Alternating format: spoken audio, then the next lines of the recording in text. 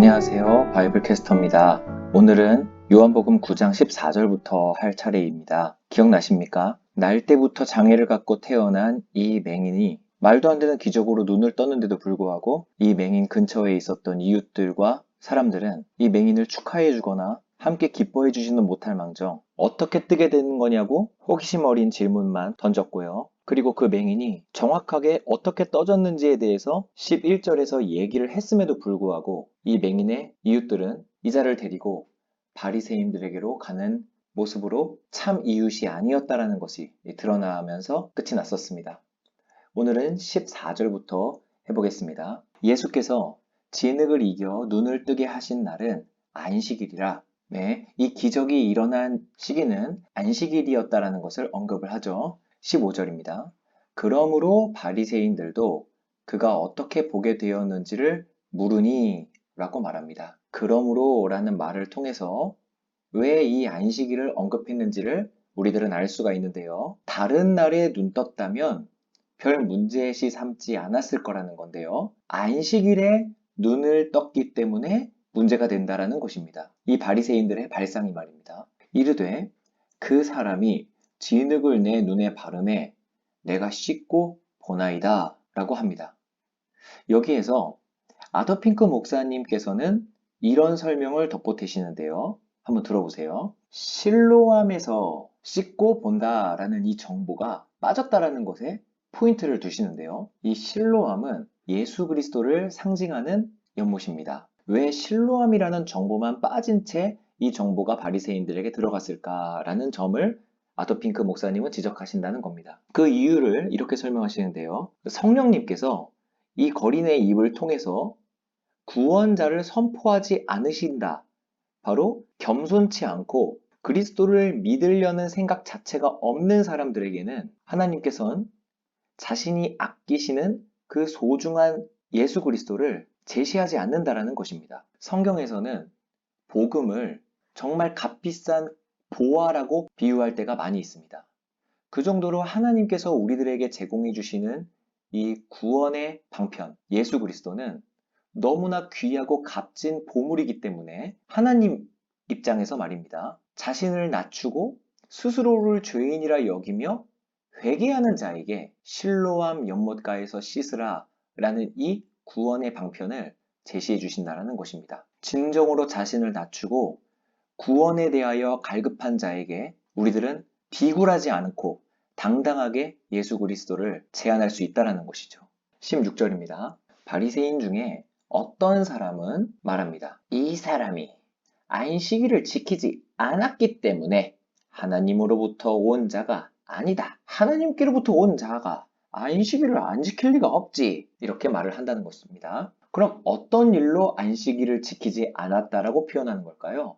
듣고 어이없어 하지 마십시오.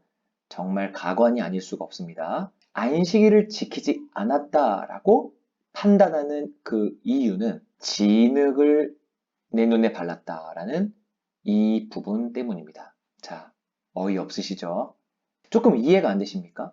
진흙을 내 눈에 발랐다라는 게 그게 왜 안식일을 지키지 않았다는 거지? 라고 생각하십니까? 진흙을 이 맹인의 눈에 바르려면요. 뭐 호미가 됐든 손이 됐든 땅을 파야 되지 않겠습니까? 자, 거기에서 안식일을 지키지 않았다가 되는 겁니다. 왜냐하면 일을 했기 때문이에요. 노동이요. 노동. 흙을 파는 것은 노동이었고 이 노동을 안식일에 하면 안식일을 범한 것이 되기 때문입니다. 그래서 유대인들은 안식일에는 바닥에 침도 뱉지 않았어요. 그 이유가 뭔지 아십니까? 바닥이 파여서 노동을 한 것이 되기 때문입니다. 걸려든 겁니다. 어라? 진흙이라고? 진흙을 눈에 바르려면 흙을 파야 됐다는 거잖아. 이 사람이 안식일을 지키지 않았어. 하나님께로부터 온 자가 아니구만. 요렇게 재판을 한 겁니다. 굉장히 어이없으시죠? 자, 그런데 여기에서 이 어떤 사람이 또 나옵니다. 여기에 또 다른 바리새인 한 명은 이렇게 말을 합니다. 죄인으로서 어떻게 이러한 표적을 행하겠느냐 하여 그들 중에 분쟁이 있었어요.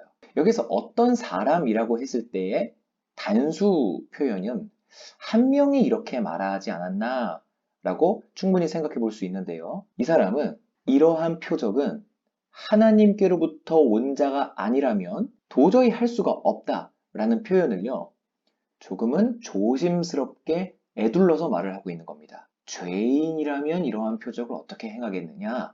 이렇게 조심스럽게 말을 하고 있는 거예요. 왜냐하면 이 바리새인이 하나님께로부터 왔기 때문에 이러한 표적을 행하는 거다라는 속마음을 완전히 공개를 해버렸다면 이 말을 한 바리새인도 엄중한 처벌과 비난을 받았을 겁니다. 17절입니다. 이에 맹인되었던 자에게 바리새인들이 다시 물어봅니다. 그 사람이 네 눈을 뜨게 하였는데 너는 그를 어떠한 사람이라 하느냐? 이랬을 때 맹인은 대답합니다. 선지자입니다. 이렇게요. 18절입니다. 유대인들이 그가 맹인으로 있다가 보게 된 것을 믿지 아니하고 그 부모를 불러 묻되. 자, 18절을 통해서 우리들은 요한복음 3장 11절의 모습을 현실로 보게 됩니다. 진실로 진실로 내게 이르노니 우리는 아는 것을 말하고 본 것을 증언하노라. 그러나 너희가 우리의 증언을 받지 아니하는도다. 이렇게요. 여기서 우리는 거듭난 자들을 이야기하는 겁니다. 그리고 참고로 이 말씀은 니고데모가 조용히 밤에 예수님께 찾아와서 거듭남에 대해서 물어볼 때에 예수님께서 해주신 말입니다. 니고데모가 어떻게 사람이 거듭날 수가 있습니까? 라고 9절에서 굉장히 깜짝 놀라면서 되질문을 하거든요. 그때 예수님께서는 너는 선생이면서도 불구하고 이런 것들을 알지 못하느냐? 꾸짖으시고요. 그 다음 해주신 말씀이 이 11절이라는 거예요. 우리는 아는 것과 본 것을 증언한다. 그런데 너희가 그 증언을, 그 팩트를 받지 않는다. 아무리 진실을 얘기해도 너희들은 안 믿기로 작정한 자들이다. 이렇게 말씀을 해주셨어요. 그 11절이 이 요한복음 9장 18절에 보여주고 있는 겁니다. 분명히 되물었습니다. 너는 어떤 사람이라고 생각하느냐? 분명히 말해요. 선지자라고요. 하지만 이 증언을 이들은 받지 않는 모습인 거죠. 이렇게요. 그래서 이들은 부모님을 부릅니다. 19절입니다. 이는 너의 말에 맹인으로 났다 하는 너의 아들이 맞냐? 그러면 지금은 어떻게 해서 볼 수가 있느냐? 이렇게 질문을 합니다. 이 질문에 당시의 현실을 살펴볼 필요가 있습니다. 당시에는요, 날 때부터 맹인으로 태어난 자가 한 번도 다시 보게 된 케이스가 들어본 적이 없어요. 이 사람들이. 구약 성경에서도 수많은 기적들이 많이 나오죠. 심지어는 죽은 자가 살아나는 경우도 있고 산 자가 병거를 타고 하늘로 그냥 승천하는 장면까지도 구약에 있습니다. 하지만 의외다 싶을 정도로 장님이 눈을 뜨는 에피소드는 구약에 없어요. 그래서 이 바리새인들이 맹인이 눈을 떠서 나타났다라는 것이 엔간한 더 큰 기적같이 느껴지는 것들보다 정말 믿을 수가 없는 겁니다. 너무 의아한 거예요. 어떻게 이런 기적이 있을 수가 있나라고 너무나 상식 밖의 기적이 일어났다라는 것입니다. 그래서 부모까지 불러서 너 정말 네 아들이 날 때부터 맹인으로 태어난 거 맞아?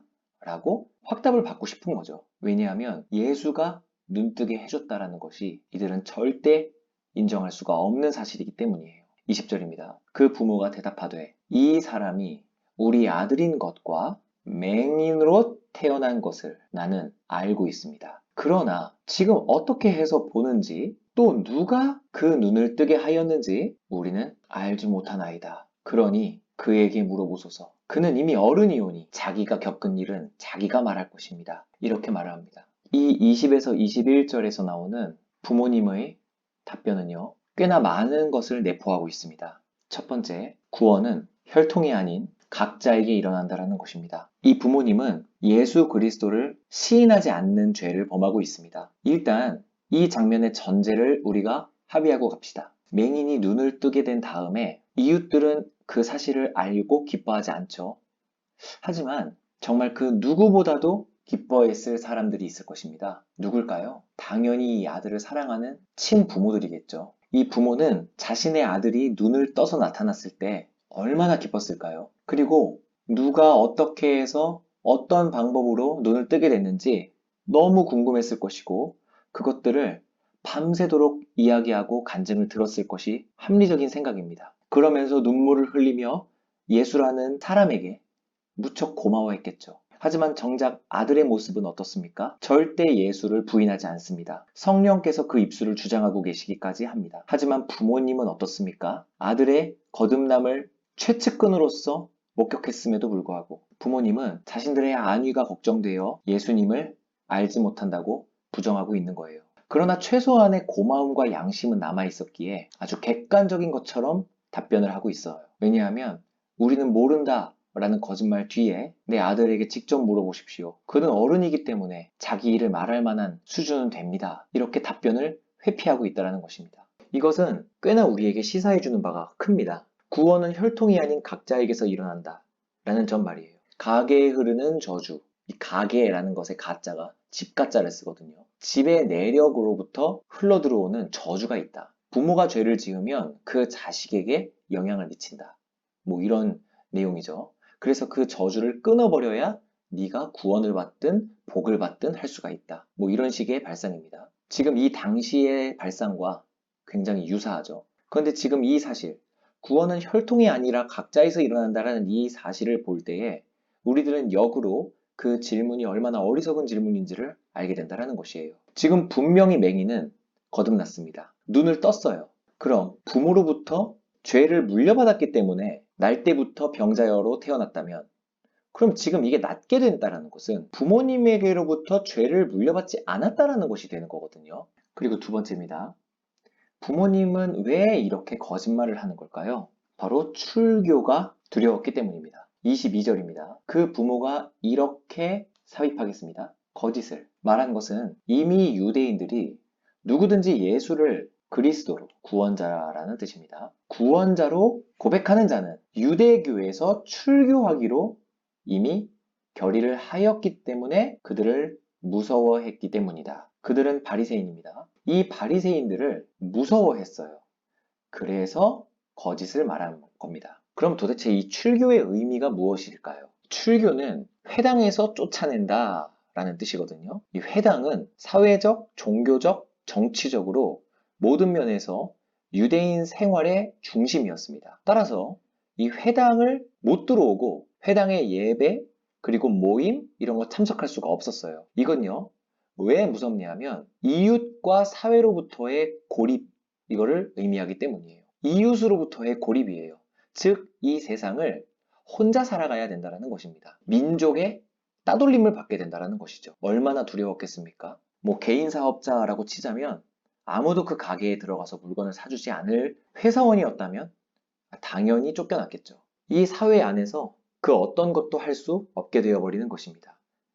이것이 바로 출교의 무서움이었죠. 그럼 이것은 뭘 의미하죠? 그들의 육적인 삶을 의미하게 되는 것입니다. 이제 이 부모가 무엇을 두려워하였는지 조금은 측은한 마음과 공감이 들지 않으십니까? 이 부모님은 단지 거듭나지 않았기 때문에 이렇게 예수님을 고백하지 않는 거구나. 그리고 믿음이 부족했기 때문이구나. 이렇게만 말할 수가 없습니다. 혹시나 이 부모의 고백을 측은하게 바라보지 못하고 단지 믿음 없음으로만 바라봤다면 여러분은 스스로를 한번 생각해 보십시오. 하나님을 믿는다라고 하면서 당신의 삶, 여러분의 그 육적인 삶이요. 그 삶의 피해를 보거나 세상 사람들로부터 따돌림을 받는다거나 사업이 망한다거나 이런 명백한 미래가 펼쳐질 거라면 우리들은 과연 당당히 예수님을 시인할 수 있을까요? 우리는 이 맹인의 부모님을 나 자신과 한번 대입해 볼 필요도 있는 것 같습니다. 23절입니다. 이러므로 그 부모가 말하기를 그가 장성하였으니 그에게 물어보소서 하였더라. 이에 그들은 바리새인들이죠. 맹인이었던 사람을 두 번째로 부릅니다. 그리고 말하여 너는 하나님께 영광을 돌리라. 우리는 이 사람이 죄인인 줄 아노라. 이 24절은 배경 지식이 좀 있어야 합니다. 설명해 드리겠습니다. 너는 하나님께 영광을 돌리라 라는 이 말이 협박이라는 것을 설명드려야 합니다. 명백한 협박이에요. 이 말이 처음으로 언급된 것은 여호수아 7장 19절입니다. 여호수아가 아간에게 이르되 내 아들아 청하노니 이스라엘의 하나님 여호와께 영광을 돌려라. 그 앞에 자복하고 네가 행한 일을 내게 알게 하라. 그 일을 내게 숨기지 말라 하니 이렇게요. 그랬을 때 이 아간이 자신이 지은 죄를 다 고백을 하거든요. 그래서 이것을 인용해서 네가 진실을 얘기하면서 하나님께 영광을 돌려야 하지 않겠냐? 이렇게 바리새인들이 이 문구를 사용하고 있는 겁니다. 그래서 이 부분은 누군가가 거짓말을 하고 있는 것이 심적으로 느껴질 때가 있죠. 분명히 거짓말하는 것 같아, 저 사람. 이렇게요. 근데 그 사람한테 하나님의 이름을 들먹거리면서 협박을 할 때가 있어요. 이런 식으로요. 너 이거 거짓말이면 너 하나님께 저주받는다. 너 그거 진짜야? 다시 한번 물어볼게. 요렇게요. 그러면은 적어도 하나님을 믿는 사람이라면 그 협박성 멘트를 들었을 때 무섭겠죠. 하나님이 나를 저주할 리가 없다라는 그 지식이 있다 하더라도 이 거짓말로 하여금 하나님께 저주를 받는다라는 이 멘트는 거짓 증거하지 말라라는 그 십계명을 상기시키게 하면서 굉장히 마음을 불안하게 해요. 그 심리를 이 바리새인들이 사용을 하고 있는 거예요. 협박입니다. 그리고 두 번째 멘트요. 우리는 이 사람이 죄인인 줄 안다. 이 멘트가 있죠. 이것은 거짓 추궁이에요. 우리는 이미 예수가 죄인인 걸 알아. 우리에겐 그런 증거가 이미 있어. 네가 고발해도 그 사람은 어차피 감옥 갈 거야. 그러니까 감옥 안 갈 사람 너의 증언으로 감옥 갈 거라는 혹시 죄책감 갖고 있지? 예수가 너의 눈을 뜨게 해준 은인이라는 생각 때문에 괜히 예수가 해코지 당할까봐 너 지금 그런 부채의식 때문에 너 지금 예수 감싸고 있는 거잖아.